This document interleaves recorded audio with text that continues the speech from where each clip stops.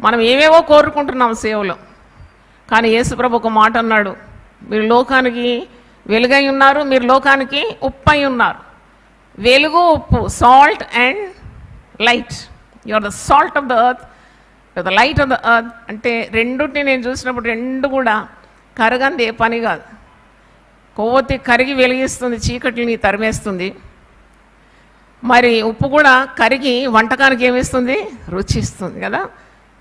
పెద్ద మొత్తం ఉప్పు కావాలని ఏం కోరవసరం లేదు. దేవునికి ఇచ్చిన చిన్న తలాంతైనా ప్రభు కొరకు వాడడం అది చాలా గొప్ప కార్యం. ఎంత పెద్ద వంటకానికి కూడా సరిపోయే ఉప్పు వేస్తాం. వంటకం చాలా ఉంది కాబట్టి బోలెడు ఉప్పు వేయం దాన్ని కదా. A little sacrifice, a little love will make great difference. చూడండి ఎంత రుచి. అందుకే కాబోలు యేసు ప్రభు ఉప్పుతో వెలుగుతో మరి విశ్వాసులను ఆయన ఉదాహరణగా చెప్పినాడు.